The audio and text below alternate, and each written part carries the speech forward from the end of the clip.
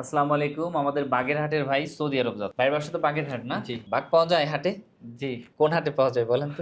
বাগেরহাট যেহেতু আমরা তো নামছে সেদিন যেহেতু পাওয়া সুন্দরবনে যায়। গেছি। সুন্দরবনে যেয়েও বাঘ পাইনি। এখন তো মনে করেন সুন্দরবনে বাঘ ওরকম নাই। জনশুমারিতে কিছু কমও দেখা যায়। মনে করেন অবৈধভাবে মারা হইছে। ওইখানে লোকজন যায়। যার কারণে মানুষ বেশি যার কারণে বাঘও মানে নিরাপদ জায়গায় চলে গেছে এখন। নিরাপদ জায়গায় হ্যাঁ, গেছে। ভিতরের তা আমি দিকে। দেখি প্রতি বছর যে টাকা দিয়ে বাঘ গণনা করা হয়, ওই টাকা হলে অনেক বাঘ কেনা যায় আমার মনে হয়। সেটা তো দুর্নীতি চলে এইজন্য। এইজন্য। আমি দেখি এই যে রিপোর্ট আসে যে ৫০০ বাঘ গুনতে এত কোটি টাকা ব্যয় হইছে। এটা কিন্তু মাঝে, মাঝেই আসে। আচ্ছা যাই হোক, ভাই হচ্ছে ওমান প্রবাসী না? জি, ওমানে কি করতেন? মানে আমি এমব্রয়ডারি ডিজাইনের কাজ করতাম। এমব্রয়ডারি হাতের কম্পিউটারে। কাজ। এটা তো খুব ভালো কাজ। এটা হচ্ছে কম্পিউটারে ওই আপনার মেশিন আছে এমব্রয়ডারি মেশিন ওইটাই হয়। মানে কম্পিউটারে হ্যাঁ, ডিজাইন করে ছেড়ে দিলে মেশিনে হ্যাঁ, সেম ওইটা ডিজাইন পেন করে ড্রাইভ দিবে। দিয়ে তারপরে মেশিনে সেটআপ দিলে ওইটা মেশিন দিয়ে হয়। কম্পিউটারের কাজ জানেন? হ্যাঁ, আপনার এই কাজে যাওয়াই তো ভালো ছিল। এখন যাচ্ছেন কি ট্যাক্সিতে? না সৌদি এই সৌদি কাজের অত নাই আমার জানা মতে। না, এটা সৌদিতে হচ্ছে বোরকা দুবাই হয় আর অনেক। হ্যাঁ, দুবাই আর ওমানেই হ্যাঁ, বেশি দুবাই বোরকা আর ওমানে তারপরে চলে। গাউন এগুলোর কাজ বেশি। এখন তো সৌদিতে বোরকার ইয়ে আছে। আবার সৌদি থেকে বোরকা করে দুবাইতে নিয়ে যায় দেখি। সেরকমের পরিচিত কেউ পাই নাই ওরকম বা ওই ধরনের ভিসা কখনো মনে করেন পাওয়া যায় এরকম শুনিনি। এর আগে একজন লোকের মাধ্যমে গেছিলাম। আচ্ছা, ওমানে? হ্যাঁ, ওমানের পরে ভিসা তো তার এখন বন্ধ। আন্ডারেই কাজ করছি। হ্যাঁ, আচ্ছা। এখন না না আমি প্রায় ২.৫ দেখেছি বছর বন্ধ। ২.৫ বছর বন্ধ। আমি দেখেছি যেটা বিদেশ যেয়ে সবাই কাজের পাশাপাশি কিছু একটা করে। আস্তে, আস্তে বিজনেসের মধ্যে ইনভলভ হয়ে যায়। আর বিজনেসের মতো ইনকাম আসলে বিদেশ যেয়ে কেউ করতে পারে না। তাই না? আমিও চাকরি করছি ২ বছর আর ১ বছর ব্যবসা শুরু করছিলাম। পরে মনে করেন আরবাবের সাথে সমস্যা হয়েছে, ফায়দা বেশি চাই। আর বাংলাদেশী যে মালিক ছিল উনিও চায় যে মনে করেন আমি বেরোই না যাই। কারণ উনার ফ্যাক্টরিতে একজনই ডিজাইন ম্যান। আর এই আচ্ছা। ডিজাইন ম্যানের অনেক ডিমান্ড আছে হুম, মধ্যপ্রাচ্যে মনে করেন। তারপরে উনিও আটকায় রাখতে চাইছে, তা আইনত পারে নাই। না পারার কারণে পরে আরবাবের মাধ্যমে ফায়দা বেশি চাইছে। হুম, হুম। বেশি চাওয়ার পরে মনে করেন আমার যা ইনকাম হবে তার থেকে দেখি যে ওইখানে আরবাবরে দিলে আর থাকে না। মানে ফায়দা কত হ্যাঁ। চেয়েছে বছরে না মনে করেন মাসে? ৩০০ রিয়াল চাইছে হচ্ছে আপনার মাসে ফায়দা। আগে নিত ১০ রিয়াল করে।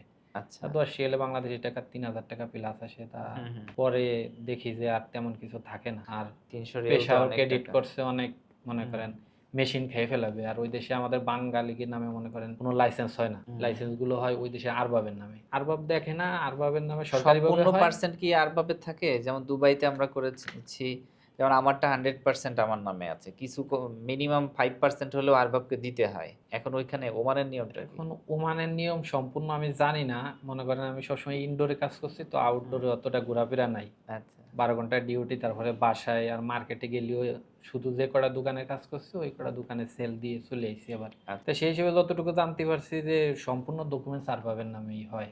আচ্ছা। আরবাব যা করবে আরবাব যদি মনে করেন আমার সব প্রপার্টি উনি বেছে নিয়ে যায়, হ্যাঁ, হ্যাঁ। আমার কোনো এভিডেন্স নাই যে আমি বলব যে এই সম্পদ আমার। সে হ্যাঁ, বলতে পারবে এটা যে এই সম্পদ আরব আমার। কান্ট্রিতে বিজনেসের এটা একটা প্রবলেম।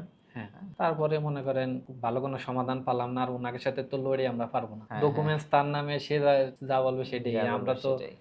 কোনো এভিডেন্স ছাড়া কথা বললা তো বোকামি। হুম, হুম।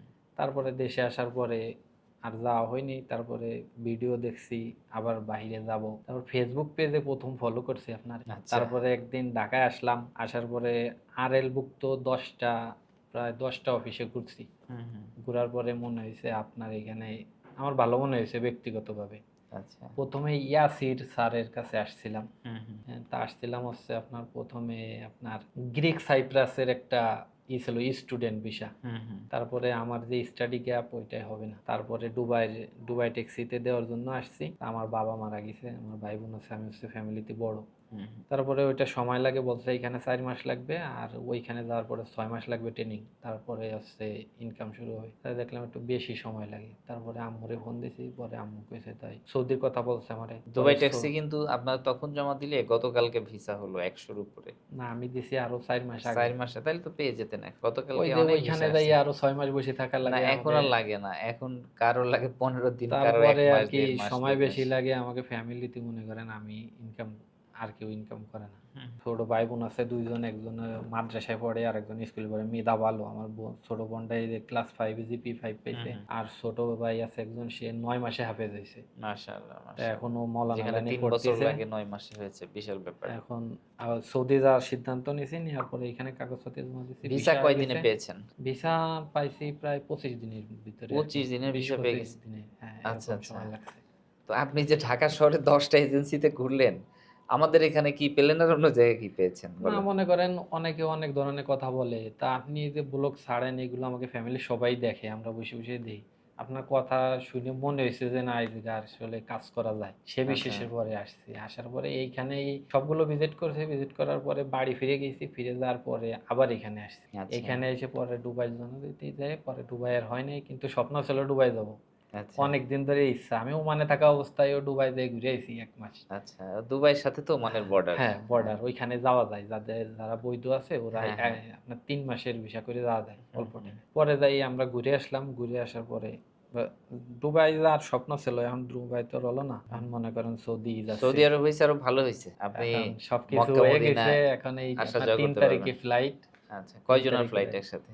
এটা একসাথে আমি একটা শুনছি হচ্ছে ১৮ জন। হুম, হুম। আর একটা শুনছি ১৫ জন। এখন সঠিকটা আমি জানি না। আচ্ছা। তো ২ রকম সব শুনছি। মিলায় আপনার অভিজ্ঞতা কি আমাদের সম্পর্কে একটু শর্টকাট বলেন ভাইদের? এখন অভিজ্ঞতা কি আমি টিটিসিতে আমারে কিছু বলার জন্যই বলছিল। হুম, হুম, তখন মনে করেন যে আমি বলছিলাম যে, "আপনারা যারা বিদেশ যাবেন সর্বপ্রথম দালাল না ধরে যেসব অফিসে আরএল আছে, হুম, এই হুম, অফিসের মাধ্যমে যাইতে পারেন।" মানে ওই জায়গায় আমার এক স্যার আছে সে বলছিল, "যেহেতু বিদেশে গেছো তুমি সেই হুম, হুম। সম্পর্কে বলো।" তারপরে বললাম যে, "আপনারা সর্বপ্রথম যদি যান দালালের মাধ্যমে না যেয়ে আপনারা আরএল আছে এরকম কোনো অফিসের মাধ্যমে যাবেন। তাতে আপনারা সঠিক জায়গার মাধ্যমে যাইতে পারবেন।" তারপরে বলছে যে, "ওইখানে তো সবাই চেনে না। আরএল কি এটাও অনেকে বোঝে না হুম, এখনো।" হুম। ওই আচ্ছা, দালাল ধরে চলে যায়। যাই হোক পরে জিজ্ঞেস করছে, "তোমার কোনো আরএল ভালো লাগে বা তুমি যাচ্ছ এরকম হুম, যে আরএল এ সেটা বলো।" পরে আপনাদের এটি আমি মাল্টিমিডিয়া প্রজেক্টরের মাধ্যমে দেখাইছি। আচ্ছা, আচ্ছা। যে আলহামদুলিল্লাহ। এরকমের ভিসা ইনফরমেশন আমি এখানে বই জমা দিছি, আপনারাও জমা দিতে পারেন। আচ্ছা, আচ্ছা। তারপরে আমার পরেও ২ জন আসছে অফিসে। আর আমি যাচ্ছি, আলহামদুলিল্লাহ। আমি যাওয়ার পরেও ৪ টা বই পাঠাবো। আমার নিজস্ব। আমার ভাই আছে, দুলো আচ্ছা, ভাই আছে। এরা বলছে আচ্ছা। যে, "তুমি আগে যাও। যাওয়ার পরে যদি সবকিছু ভালো হয় তাহলে আমরাও জমা দেব।" ফ্যামিলি মেম্বারেও আরো ৪ টা বই জমা হবে ইনশাআল্লাহ। আলহামদুলিল্লাহ। আমরা হচ্ছে একজন বিদেশ গেলে তার থেকে মিনিমাম ১০ জনকে পাই।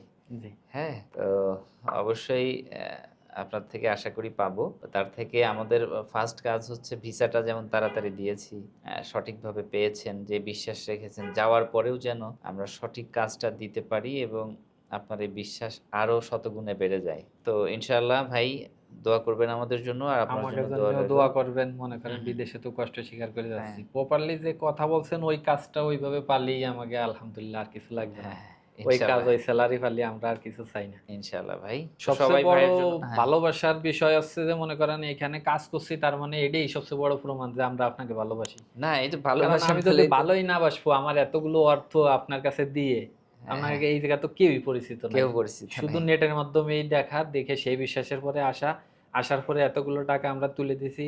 মনে করেন এই টাকা অনেকের কাছে কম হতে পারে কিন্তু আমার কাছে অনেক অনেক টাকা। টাকা এই টাকা অবশ্যই, গুছাইতে অবশ্যই। আমাকে অনেক পরিশ্রম হইছে। তারপরে এই টাকাটা ধরে দিছি মানে কি সর্বোচ্চ ভালোবাসা এটাই। হ্যাঁ, সর্বোচ্চ অবশ্যই ভালোবাসা এবং আমরাও কিন্তু দেখেন যে মানুষগুলো আসছে। একেক জেলার একেকজন আসছে। হ্যাঁ, অনেকের সাথে হ্যাঁ? পরিচয় হইছে এখানে পরিচয় হলো আসার না? পরে। তো ইনারা তো সব এভাবেই বিশ্বাস করে আসছে। আর বিশ্বাসের ফল পেয়েছে বলেই তো আজকে দেখা হুম, হচ্ছে সবার সাথে যাদের ভিসা হয়েছে, তাই না? জি। ইনশাআল্লাহ এইটা আমরা ধরে রাখবো। আমাদের সর্বোচ্চ চেষ্টা করব ধরে রাখার জন্য। আর আপনাদের এই ভালোবাসা পেয়েছি বলেই আরো কাজ করতে ভালো লাগে। কাজের প্রতি আমরা আরো আগ্রহী হচ্ছি, আরো মনোযোগ দিচ্ছি এবং আরো সেবাটা যেন কিভাবে ভালো দেওয়া যায় সেই চেষ্টা করছি। ইনশাআল্লাহ আপনাদের দোয়া থাকলে আমরা আরো সামনের দিকে এগিয়ে যেতে পারবো। তো সবাই ভাইয়ের জন্য দোয়া করবেন। ভাইয়ের প্রবাস জীবন যেন আ সঠিক হয়। ভাইয়ের প্রবাস জীবন যেন সুখের হয়। একবার বিদেশ ছিলেন, আরেকবার যাচ্ছেন। স্বপ্ন পূরণের জন্যই। স্বপ্ন যেন এবার পূরণ হয়। আসসালামু আলাইকুম।